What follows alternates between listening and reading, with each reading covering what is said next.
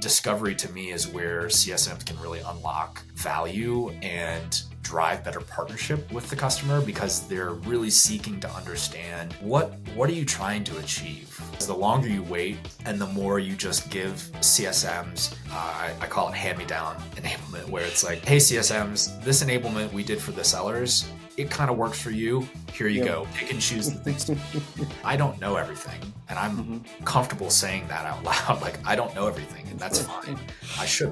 What I do need to be able to do really well is bring the right people in. So if we want to get someone specialized for CS enablement, does a person really need to have some CS background or not necessarily? It's a tough question. I mean, it's the same question on the sales side. Like,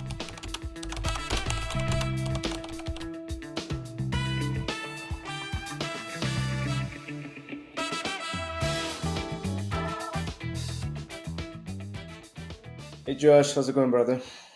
I'm doing great. Just another day in paradise. Awesome, man. Super happy to have you on the show. Before we start, I wanted to get to know you a little bit better. Just tell us a little bit about your background and how did you end up in sales and then enablement, and we'll take it from there. Yeah. My story starts when I was teaching music. I was a music educator for 10 years. I was teaching high school band in Texas, and there was a time when it was time to move on. And when I got out, it was actually really hard to transition out of education, because I had all of this experience and all of these skills, but on paper didn't translate to jobs in tech and in SaaS. So I got really fortunate and landed a job in support. So I actually started out in customer support, which is part of the reason why I'm so drawn to CS and that world, I think, when I think about enablement. But from there, just started building my career, identified an opportunity for enablement, which at the time I didn't know what it was. I didn't know what enablement was, but knew that there was a problem over here that I thought I could solve, and spent some time in a couple sales roles, but then eventually landed in enablement and built, sales bootcamp programs and onboarding and all of that stuff. And that's really where I've been ever since. I had a short stint in a customer facing role, leading an implementation team during COVID, because things got crazy, as you know. But then have been in enablement and have more specifically been in CS enablement for the last handful of years. So that's been my journey so far. Yeah, that's perfect, man. I think we share almost similar story because I was a musician. I was not a educator, but I was playing music as my career, and then got into sales, and it's been over a decade.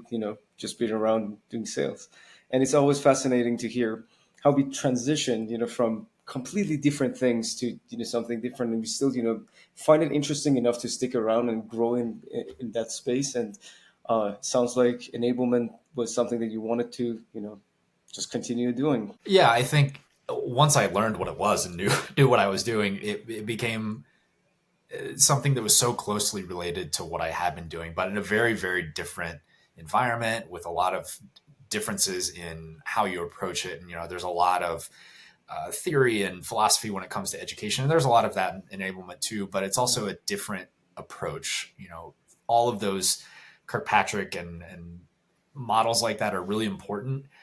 But I also think that in enablement, it's also really about getting to the performance, getting to the result that we're trying to achieve with the team, with the CSM, with the AE, the SDR, whoever it is, and make sure we're really focused on that. So I think that's been something that has translated really well, because in my music teaching career, we're totally focused on that performance and everything that goes into creating that fantastic performance at the end of the end of the year, or during the middle of the year, or whatever it may be.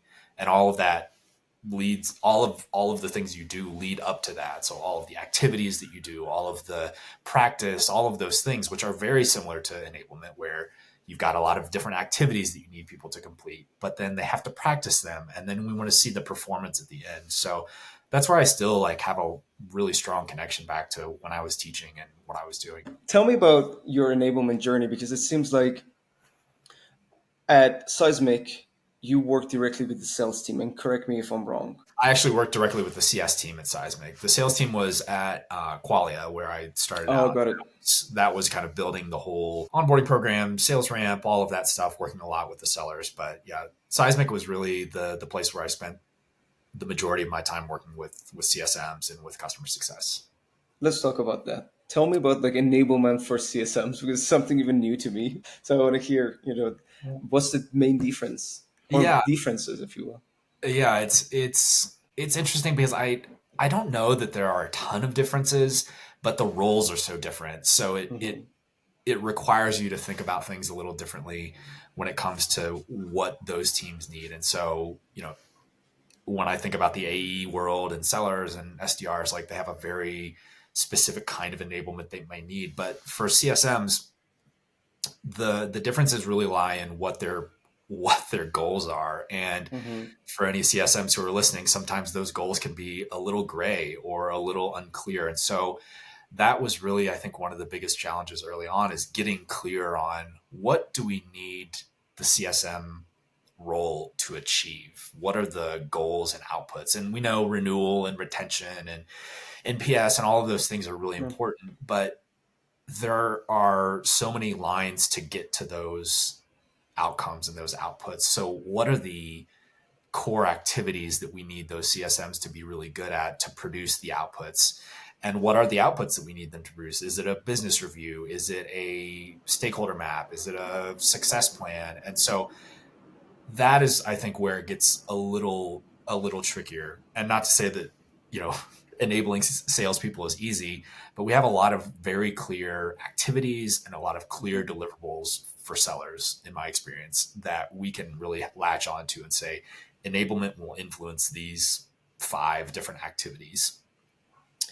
And for CSMs, again, it's blurry because the hats that they wear are vast, and CSM roles are very different at different companies. They're responsible for renewal, or sometimes they're not. They're responsible for upsell, or sometimes they're not. And sometimes they're support people who wear the CSM hat. And so I think differentiating those different responsibilities is kind of the first step to defining what the enablement path for CSM should be. And once you understand what the expectations are for the role, it makes it a lot easier then to figure out what the program should be to achieve those outcomes that you're trying to work toward.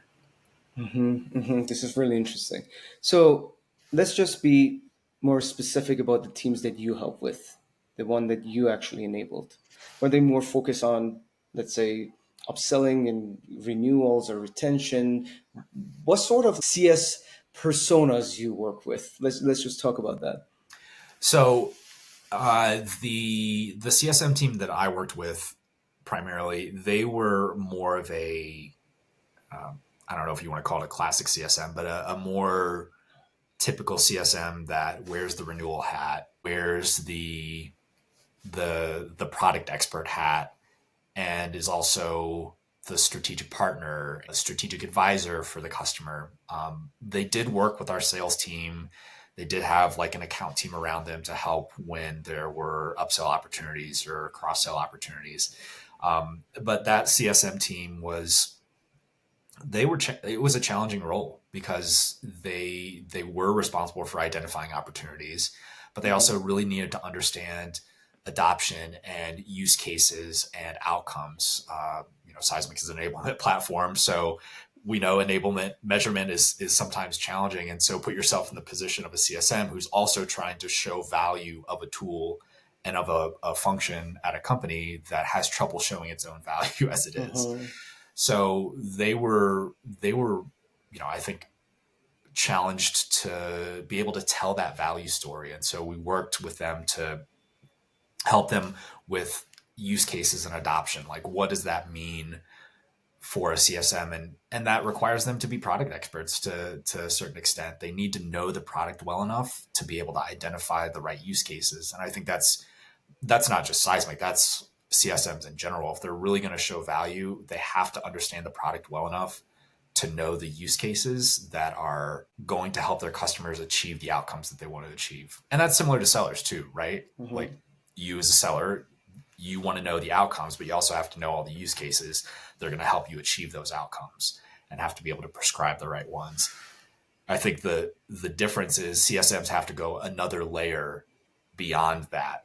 They don't get to sell the vision of it. They have to bring it to life. They have to really show the value and the impact of what they're doing. And so, again, without the sellers, without the selling team, like, we don't have customers to do that with. But when it comes to what the CSMs do, enabling them to understand the product well enough that they can prescribe and recommend, it's a challenge because there's a fine line there. We don't need them to be engineers or uh, developers or somebody with that level of technical expertise, but they need to know enough. And so finding that fine line, I think, is also really can be challenging. This is a very cool, perspective, because one of the common challenges we hear from leaders who, help CSM teams is that, look, they don't necessarily have strong sales skills. They don't need to be, sellers, but they still need to run a strong discovery conversation to understand what the client is trying to do.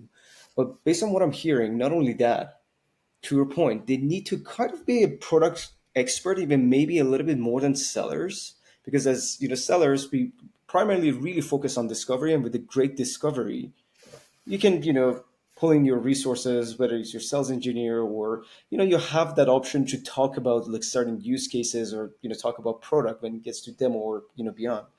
But for CSMs, to your point, you need to talk about reality. Someone is already, paid and used the platform. Do they get the adoption they needed? And we talking about expansion. What problem we are trying to solve for them with a reality check from the past. So let's talk about that. Like, what's your perspective? Do they need to lean more towards understanding, discovery, or being closer to sales or product? Like, what's the dynamic there? I think that discovery is probably one of the most important, quote unquote, soft skills that a CSM needs, because when they come in, they're going to have a lot of information from the sellers. No. AEs are going to provide hopefully really robust information about outcomes and about use cases and what they want to achieve and what their priorities are. But as a CSM, you have to go deeper. And so discovery programs for CSMs, I think, are maybe overlooked because discovery feels like such a sales motion. Like, oh, we're not sellers. We don't need to do as much discovery, or Mhm. it's not as important for us as it is for an AE or an SDR. But I would argue that discovery is maybe one of the most important skills that CSMs overlook, because they get stuck sometimes in wanting to tell the customer, here's what you need, and you've got to do that. You have to have a point of view and a perspective to share, but you also have to uncover and really dig deep to understand the challenges and the other pain points that maybe didn't come up in the sales process or that have evolved if they've been a long-standing customer. Mhm. And so discovery to me is where CSMs can really unlock value and drive better partnership with the customer, because they're really seeking to understand what are you trying to achieve. What are your goals this year? What's the priority for this quarter? What's going to help you get a promotion as an enablement, or in the case of Seismic, as an enablement practitioner, how am I going to Mhm. help you do your job better or more effectively or get that next promotion? And so I think there's a lot of opportunity for CSMs to dive deep into discovery tactics with customers and really seek to understand. And it's hard sometimes because in a business review, you've got all of this like adoption data that you want to review. And, I've been on enough business reviews and observed enough and see faces just glaze over at numbers and metrics, and all of that's really important. But I think it's about what you do with that information, and that you make it a conversation. Like, hey, Mhm. Michael, here's some data points from this past quarter's adoption. Uh, are you surprised by any of this? What stands out to you? What did you expect to see? Like, trying to just open the door with some of those general open-ended questions can really do a lot. And I think the other pieces, and you see this from Gong all the time, about like just talk less. I think Mhm. CSMs also get stuck sometimes in presenting and having that talk track going into those really important conversations. And sometimes it's better to let the customer share their like insight and their perspective, because you learn a lot. It sounds like CSMs and sales, again, they share a lot, like discovery. We keep hearing, and that's very important because you uncover, what actually the person in front of you is thinking or planning. So let me ask you this: why do we need separate enablement role inside the organization if we are trying to build the same, skill sets? Do you think we really need to separate, let's say, CSM enablement and sales enablement? It's a good question. And I think early on, enablement was really geared towards sellers and sales. And CS was kind of the either not supported at all or was sometimes an afterthought. Hmm. And I think that's okay to start because you're top of funnel, you're getting logos in the door, like that is really really important. But there comes a time when you got to think about, well, okay, what about the lifetime value of this customer? How long are they going to stay, and how much value can we get out of them? And there's more opportunity with those existing customers. So I think it's going to be different based on the organization, and obviously enablement resources can be challenging to gather, but in the beginning, start with sales for sure. Load up and prove the value because I think there's some stronger ties to those what we talked about earlier, like the activity and the things that we're measuring sellers on. But at some point, I think it's worth bringing in CS into the conversation, especially when you start noticing that the performance is lacking or that they're trying to do their own things, which is oftentimes what a lot of CS teams are doing. They have Hmm. senior people who are running training sessions. They have managers who are doing call reviews in like larger groups. And so when you start seeing those things, I think that's a telltale sign of Hmm. maybe it's time for us to lean in here. But I would also argue that from the get go, there are just different needs. We talked about product enablement. CSMs just they need a different level of product understanding at most organizations. And so if we look at a seller, let's say that they need up to a 201 level of understanding of the product. Well, CSMs probably need 301 because Hmm. they need to go deeper. They need to be able to answer some of those more technical questions quickly and confidently. And not that we want them to go in and be a solution architect or a sales engineer, but they really do need to have that information kind of at the top of their brain so they can just rattle it off, and also so they can use it to their advantage to identify new opportunities. So I think in that realm, like there's an argument to say let's start it as soon as possible, especially as you look at organizations really thinking about the revenue team and the organization, not just sales and customer success. And I think you're seeing that more now, at least in my experience, you're seeing it a little bit more. Um, but you've talked to a ton of people. How often do you hear about CS enablement in conversations you have about sales enablement? That's a great question. Rarely. So that's why I'm really curious. Yes, to your point, company they have different use cases, and especially looking at the macroeconomics past 2 3 years, we see that we pay a lot of attention to retentions and keeping our current client base happy because a lot of revenue comes from it. Yes, we need fresh blood and new logos and all that for sure, but keeping our current client base means a lot.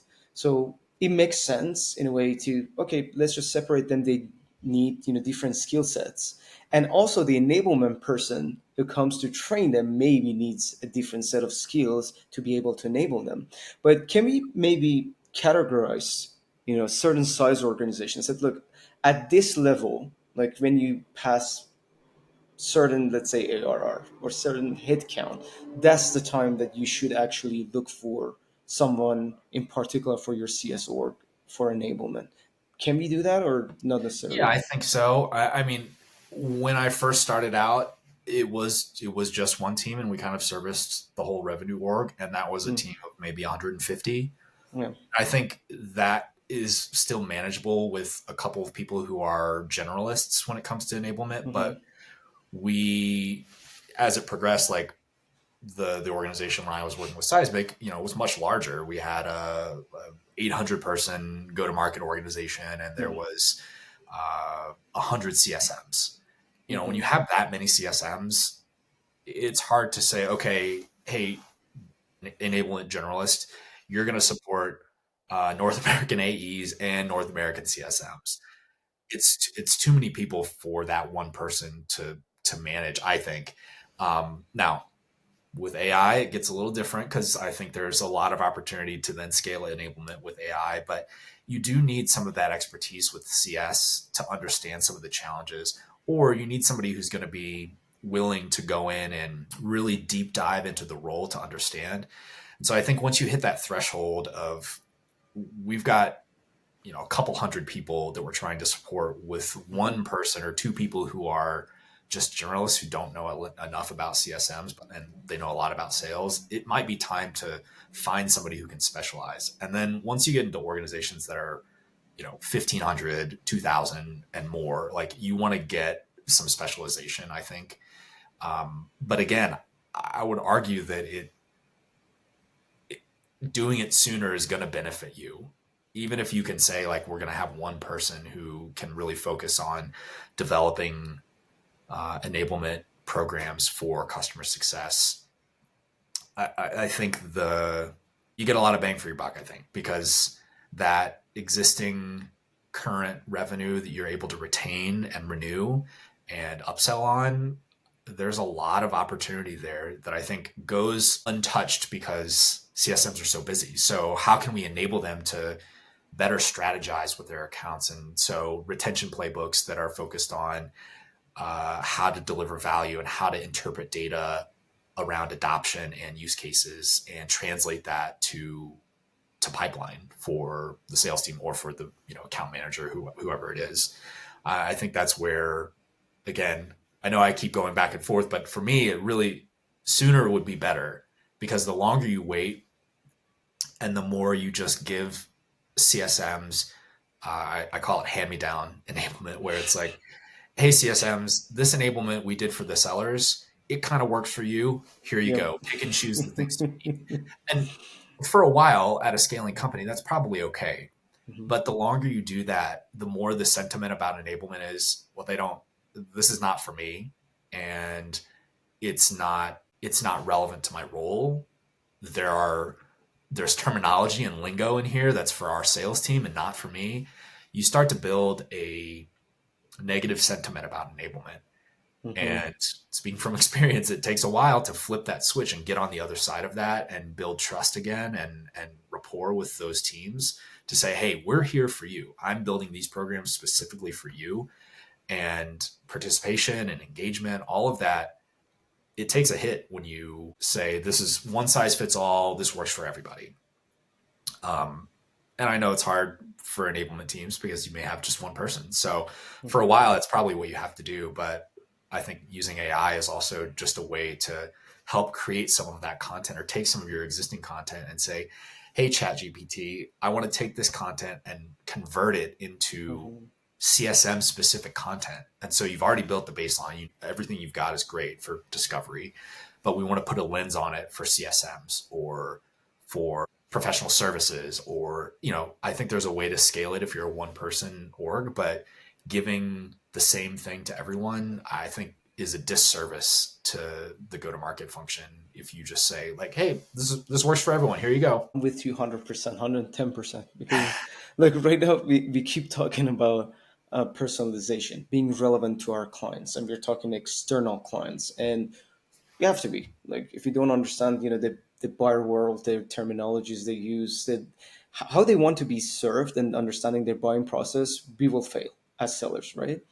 And 100%. when we're looking at our internal buyers, which is our CSM teams, or even I argue that maybe everyone need enablement. So even engineering team, everyone in the org, but we put so much emphasis is only sales organization because we drive revenue. But we see right now the shift that revenue could be generated through a cross-functional teams, as we call the go-to-market teams. Yep. Product is involved, marketing is involved. So why not giving enablement to everyone, even from HR and recruitment side of things? If they don't ask the right questions, we get the wrong candidate. We bring them in, we spend tons of money just to figure out they're not a fit. So I think enablement could really serve a bigger portion of our go-to-market, not only focus on sales teams.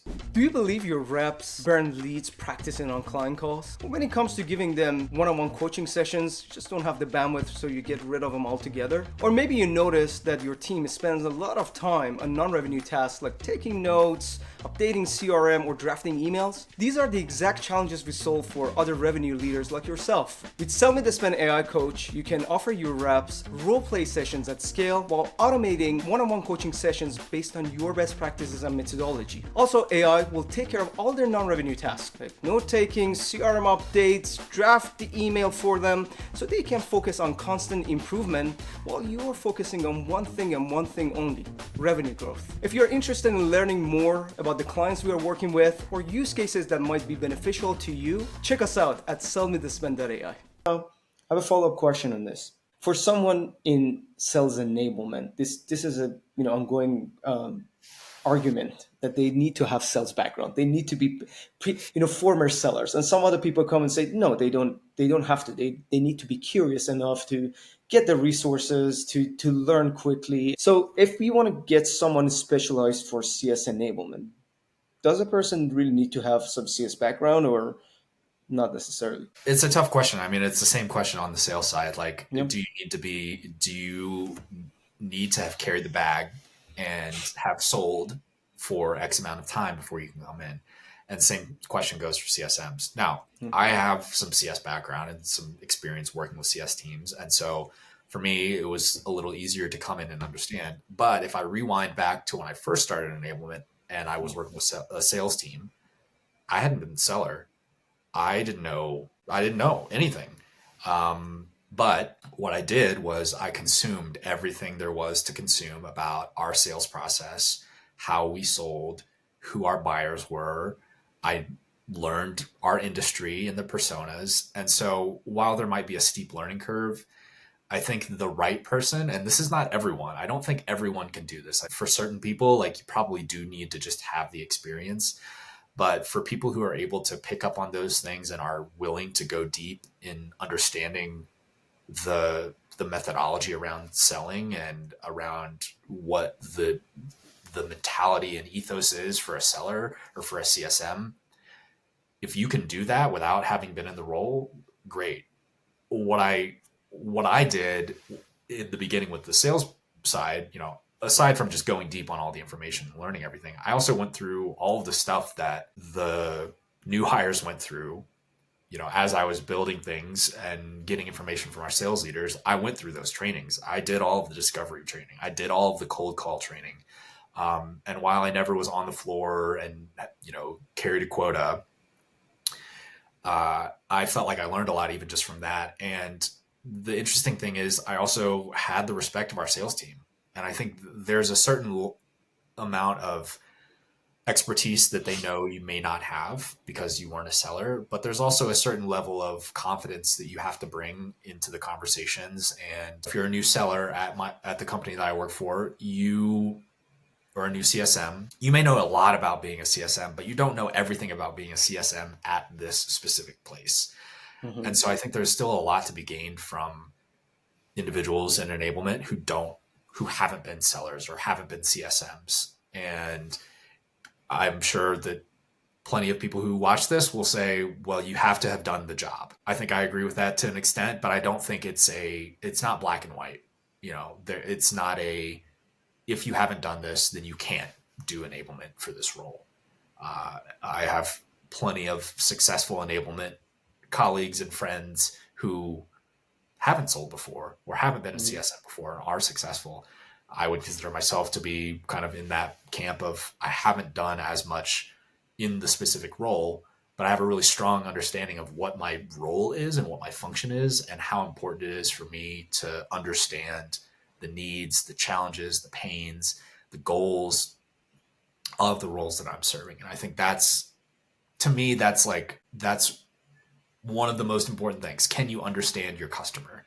And can you articulate the things that they need and create a program that's going to be beneficial to them and help them achieve what they want? And it's the same thing for a seller. Like you're just trying to understand your customer. As a CSM, you're just trying to understand the customer and what they're trying to achieve with your product.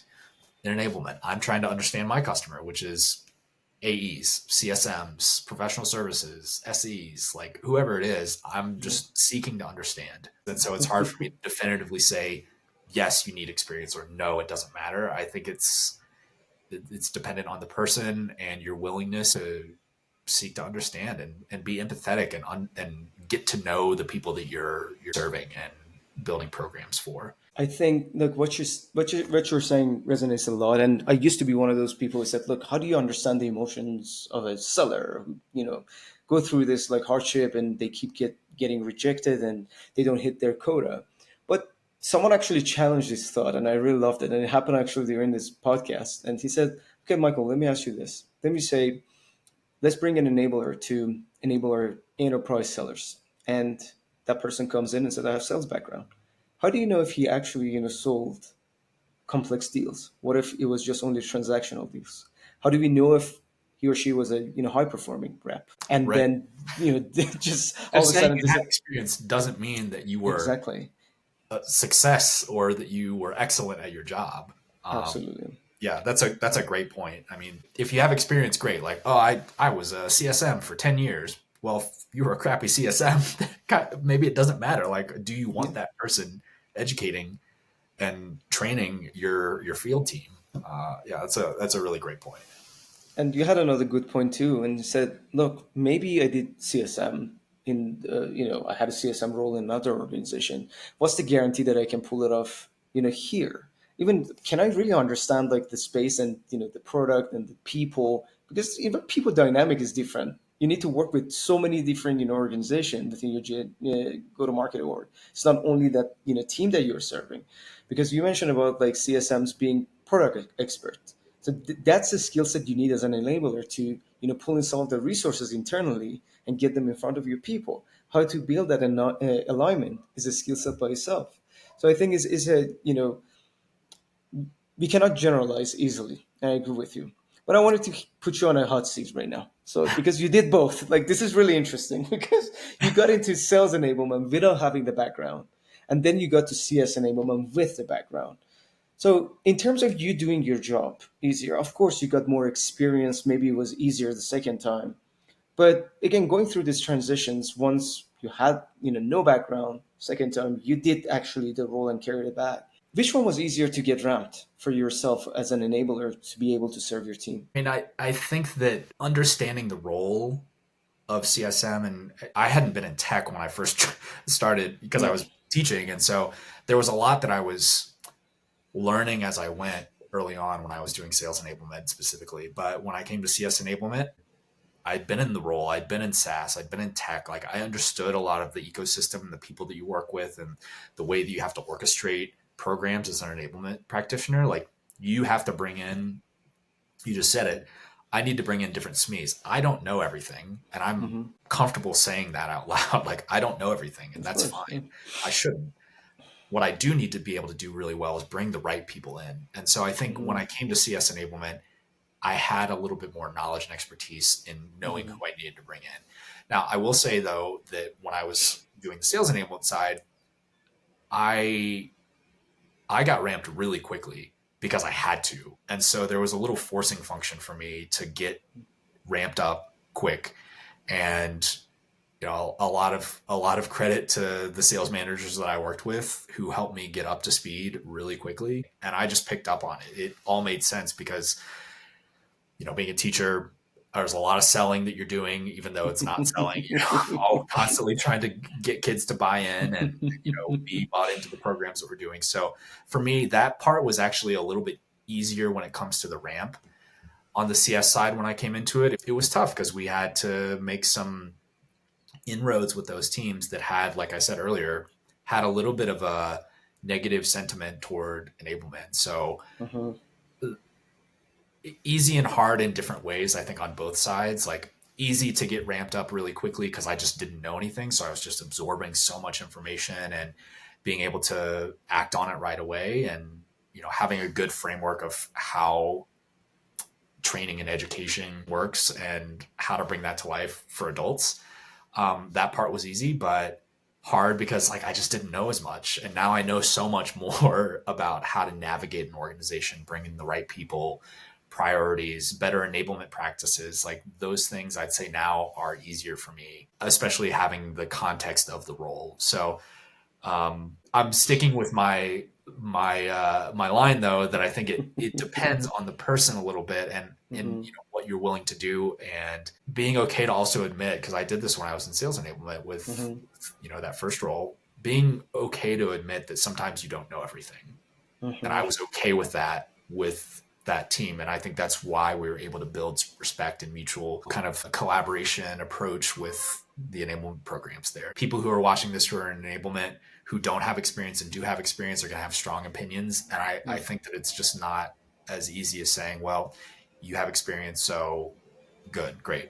You're going to be awesome in this role if you've got a little bit of enablement experience and you've been a CSM. I just don't know that it's that clear cut for me. You had a very good point. You said, look, it really depends on the person too. So the fact that you had this openness and authenticity, if you will, just to open up even with the people you're serving. Like, I'm a former seller for myself. I'm still selling for my own company, right? But Yeah. I remember one of the best enablement reps that we worked with was, she was very honest about it. Look, I'm not a seller. I'm not a seller. I want to partner up with you.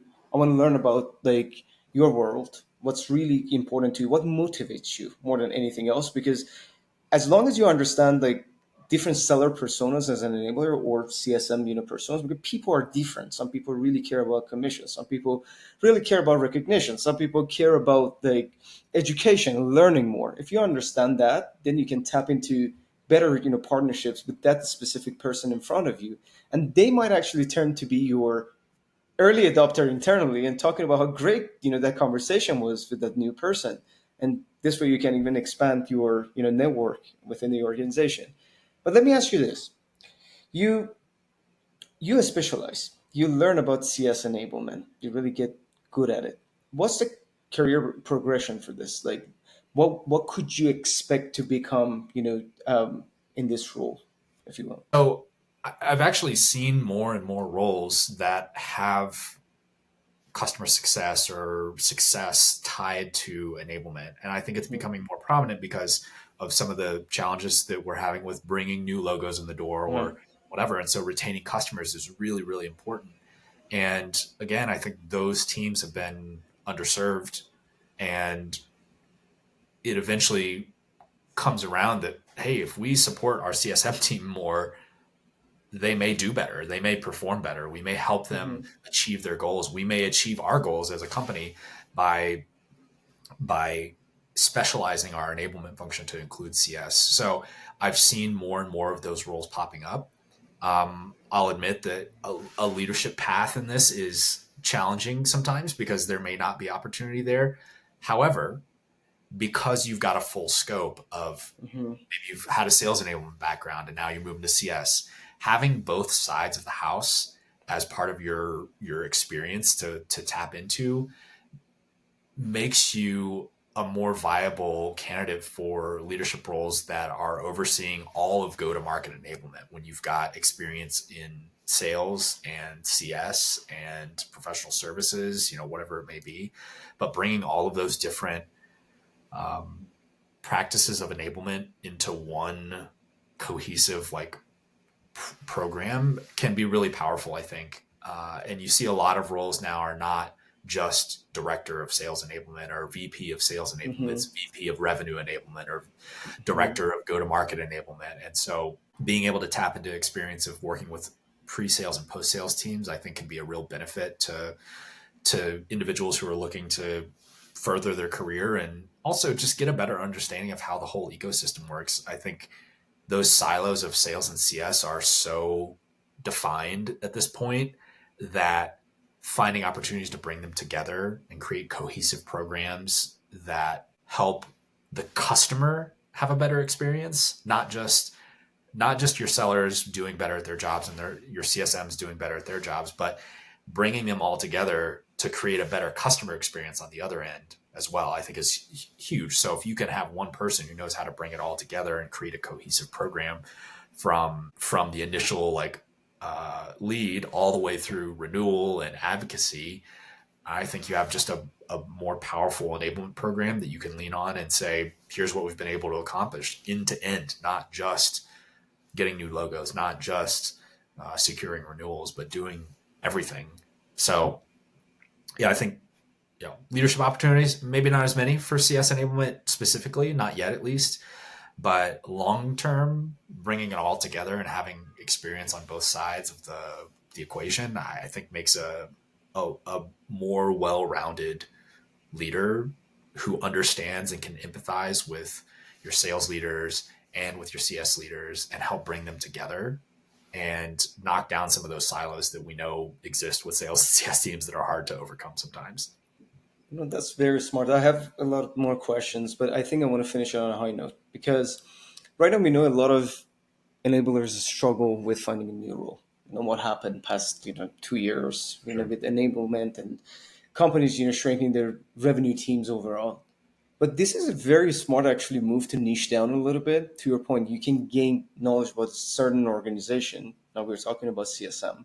Not only broaden your horizons and understand different orgs, but at the same time that might be actually a very smart way to get into to the revenue org and then expand while you being there, because everybody's fighting. It's like running a business, right? We obviously sometimes one good strategy is to niche down and really serve very particular verticals, and then you can expand later when you have your use cases and really dominate that space. So why not looking at this as a career opportunity that I Yeah. come in as a CS enabler, learn about that space, get really good at it, then I don't necessarily need to compete with other people who came from the only sales background, sales enablement. So I think that would position you as a better leader for the overall revenue org. Yeah, I mean that's a little bit of how my experience went. Is I came Right. in at the CS enablement level and did that on the IC level, but then was able to build a team and move into a director role that was overseeing all of the North Mm. American enablement. And so I think it opens the door for people. If you going all the way back, bring this full circle. When I first got into tech, I I just got my foot in the door, and I was like, I just need a chance, and I just need an opportunity where I can prove myself. Hmm. And once you get your foot in the door and can prove yourself and show your value and show your worth and what you're able to do, I think those opportunities just continue to present themselves, and you create the opportunities for yourself in the long run. And I think that's been my experience. And I think for CS enablement, it's an important function, I think, in the enablement ecosystem, and something that more companies, I think, are going to start investing in, because it is your CSMs are an important piece of the go to market engine. And if they are not able to execute their role, you're going to lose customers. And if they're not able to show value and understand the product, like do all of these things that we know enablement can help support. Now, we're not going to do it all, but we can help support. I think that just opens the door for new opportunities for CS enablement. And I think CSMs, who are any CSM who's listening to this, uh, there's opportunities too. I think for Hmm. those individuals who want to make a pivot and impact the enablement, community, to make a career change if they are interested in doing that. Like that's a huge opportunity, I think, as well, because again, tapping into that experience and that understanding of the role can be really powerful. But also enablers who are interested in it, like learn about customer success, learn about the role, what it means to be a CSM. And I think you can take a lot with you, even if you're in a sales enablement role right now. I think you can learn a lot about the other side of the customer journey and make an impact in the organization, build new partnerships, and collaborate with new stakeholders like internally to build a more robust enablement program. I love it. This is a very smart approach. I think people need to pay attention to sales orgs a little bit more, especially right now, because it's literally tied to your revenue, and we see what's happening with the economy, and maybe the focus, like that shift in our focus in terms of like revenue generation, could maybe it's the right time for it. That's pretty Yeah, much what I think. 100%. I agree wholeheartedly. Awesome. All right, look, Josh, I really enjoyed the conversation. I appreciate you joining me today, and guys, hope you guys learned something new today. And if someone wants to reach out to you, first and foremost, can they and how? Yeah, LinkedIn is probably the easiest way. Josh Scott. I'm on LinkedIn. Cool. I don't have social besides that, so you won't find me on Instagram or whatever the other social media platforms are. I know I sound like a luddite right now for not having all the other platforms, but I've been off social media for a long time. But yeah, LinkedIn is probably the easiest way. Awesome. All right. So, guys, until next time, bye for now.